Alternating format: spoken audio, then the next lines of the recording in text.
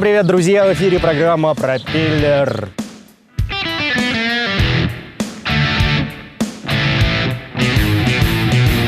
Наш сегодняшний соведущий Алексей Молчанов, также вокалист замечательной группы My Best Friends. И неспроста, потому что сегодня мы будем говорить по большей части про рок-н-ролл.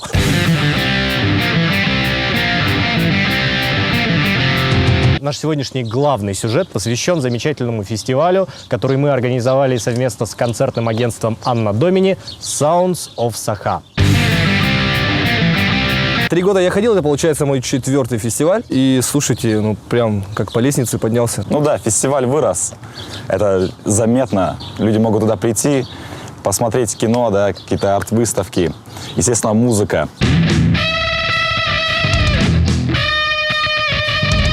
Но есть, конечно, небольшие заминочки. В том числе... Давай послушаем. Вот оно.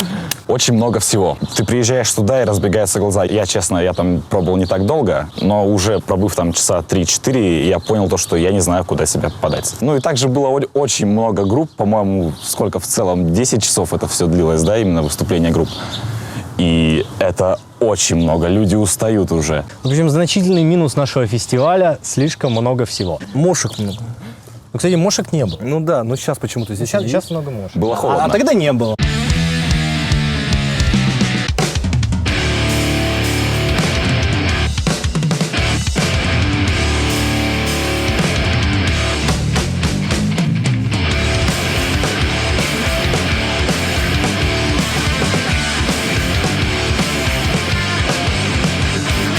По-моему, этот Sounds of Sakha круче, чем прошлый.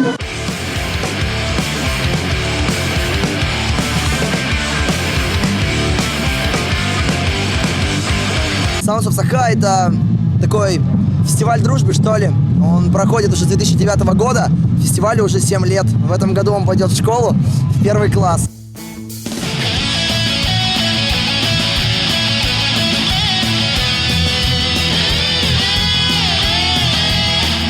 Вообще замечательно, море позитива, море краски. Вон, видите, голос у меня сейчас краски тоже. Первый раз якутский рок слушаю. Я вообще из другого города, из Перми. Приехал, работаю сейчас здесь. Вот. Здорово, что есть куда сходить, как развлечься, чем заняться. Живой звук, хорошая атмосфера и добрые, позитивные люди.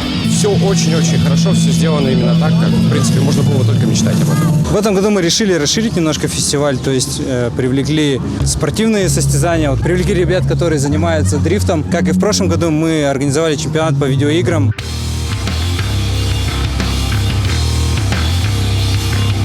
Из года в год, из концерта к концерту, да, у Анны Домини все гораздо лучше. Я помню то, что было раньше, да, то есть даже лет 5 назад. Чувствуется разница значительно. То есть именно в орг-вопросах ощущается, что организаторы заботятся, да, о участниках. То есть если раньше мы приходили просто слушать музыку, то сейчас мы можем реально весело провести время, познакомиться. То есть это объединяет людей, это делает мир ярче.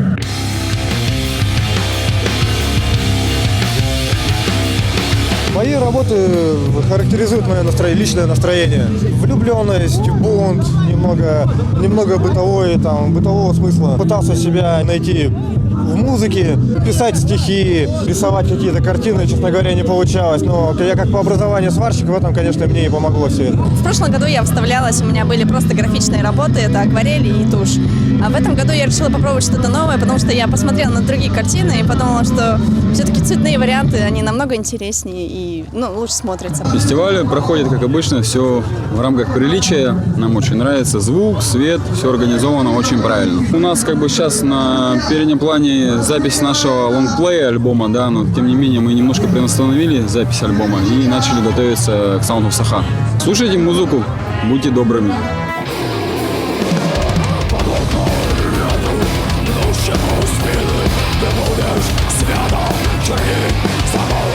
Для нас фестиваль – это квинтэссенция всего, что есть в нашей якутской рок-н-ролльной культуре, что скопилось за весь год. Вот мы это накапливали и выплюснули за весь год одномоментно.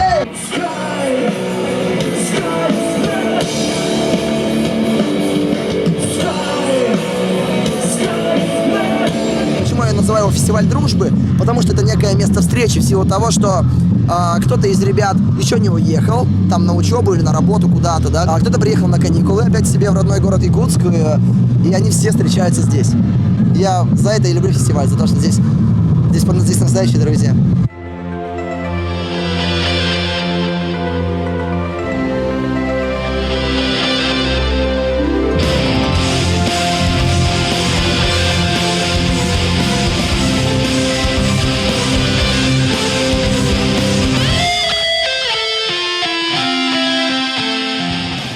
Что касается молодых музыкантов, я вспоминаю вот себя, там в возрасте 15-16 лет, я тоже тогда пытался играть в группе, и у нас не было возможности выступать на таких крупных мероприятиях, хотя мне кажется, что в то время, это там, ну, начало 2000-х. Самая большая больше. площадка, наверное, для тебя была площадь Ленина. Там. Нет, самая большая площадка... Бошка! Вот так вот. Я очень сильно люблю рифы и речитатив. Это у меня прям пошло здесь. Группа «Фуга». Группа «Фуга», да. Это просто, ну вот лично для меня это нереально качево. Я со своей стороны не могу не выделить группу Delirium Silence, главным образом, потому что героем нашего следующего сюжета будет барабанщик этой группы Александр Толстиков. Мне очень нравится материал, мне очень нравится их подача, мне очень нравится профессионализм участников и виден прогресс практически в каждом их живом выступлении. Барабан — это сердце любой рок-группы, потому что ритм-секция, как мы знаем, это очень важно.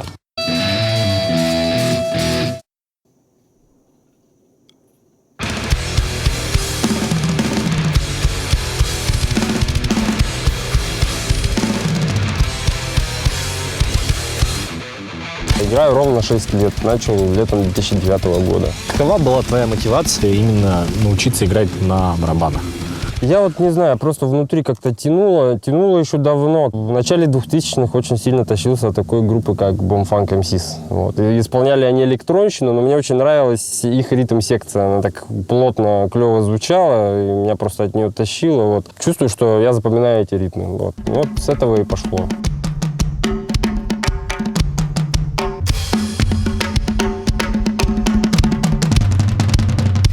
А как ты в конечном счете пришел к тяжелой музыке?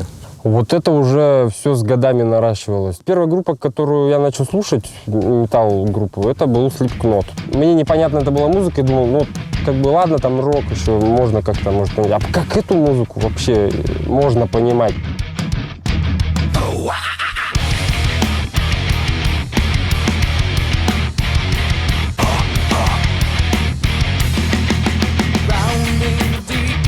Поэтому я по 1000 раз просто через силу слушал и понял, что довольно-таки интересно. По большей части я каверщик.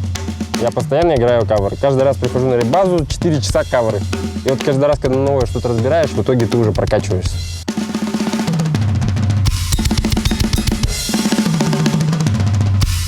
Ну, вот как ты считаешь, какие основные качества для ударника необходимы, ну, помимо очевидного чувства ритма? Усидчивость, наверное, воля к тому, чтобы играть. Потому что барабаны — это такой инструмент, вот, в отличие от гитары, на которой можно позаниматься дома. Барабаны — это, во-первых, очень динамичный инструмент. Сильные, слабые удары очень слышно. Вот когда ты что-то где-то тихо сыграл, это очень явно слышно. Ну, вот еще говорят, что одно дело там бить по барабанам, другое дело играть на барабанах. Две большие разницы. Есть тролли в интернете, которые постоянно там сидят. Вот у барабанщиков тоже есть тролли. Не называй малый барабан рабочим барабаном, он только малый. Сам ты рабочий, там, типа такого. Да ты бьешь барабаны, что ли? На барабанах надо играть. Ну, то есть ты считаешь, что принципиальной разницы в подходах нет? Ну, это не подход, это, по сути, термины, которые ни к чему не привязаны. Ну, объясни, что такое бить в твоем понимании. Бить посильнее, а играть это какую частью, куда попадаешь по барабану и так далее. Я тоже сильно бью, и при этом я так-то играю, по идее. Ну, по крайней мере, мне так кажется, что выглядит со стороны, что я играю, вот так скажем.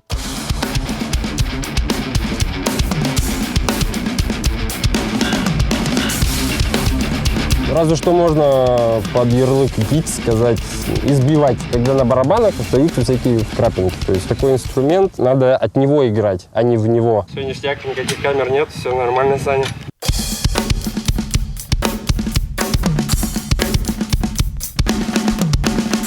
Расскажи об упражнениях, которые тебе помогли. Вообще, я бы посоветовал школу Джорджа Майера. Обязательно посмотрите эту школу. Очень качественная школа по рукам. Также металлистам всяким я бы посоветовал школу Дерека Роди. Там очень хорошие упражнения на скорость, на выносливость.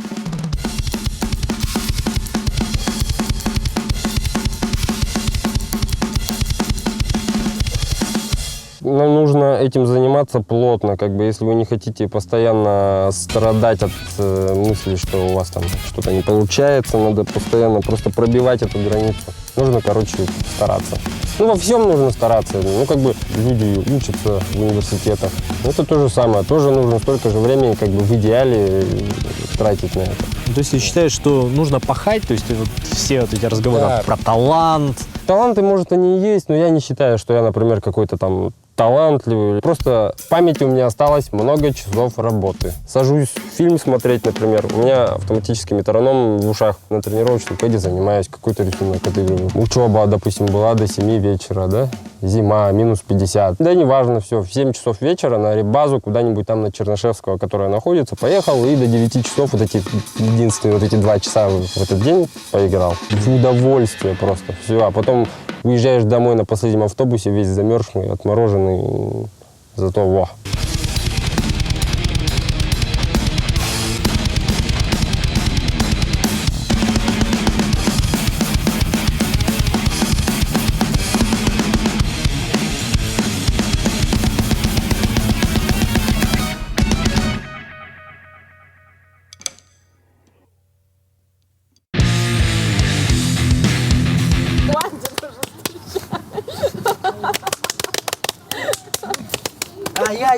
Я.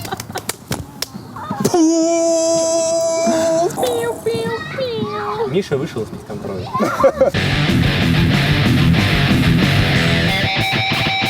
Музыка играет огромную роль в нашей жизни, в жизни нашей передачи и в жизни людей в целом. Поэтому, друзья, слушайте хорошую музыку, слушайте музыку, которая вам нравится. Это самое главное.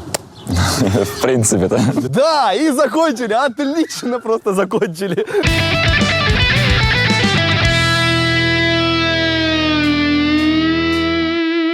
Дорогие друзья, заходите в наше сообщество ВКонтакте Проб ТВ. С вами была программа «Пропеллер». Всего вам доброго и до новых встреч. Всем пока. До свидания. Goodbye.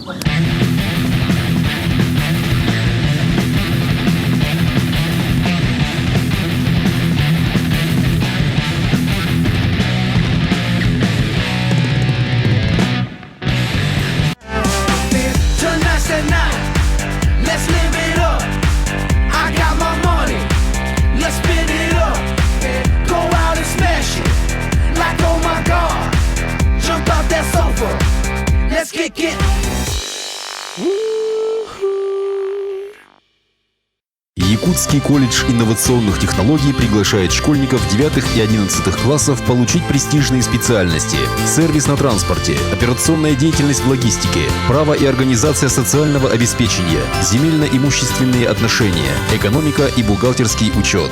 ЕКИТ. Будущее в твоих руках.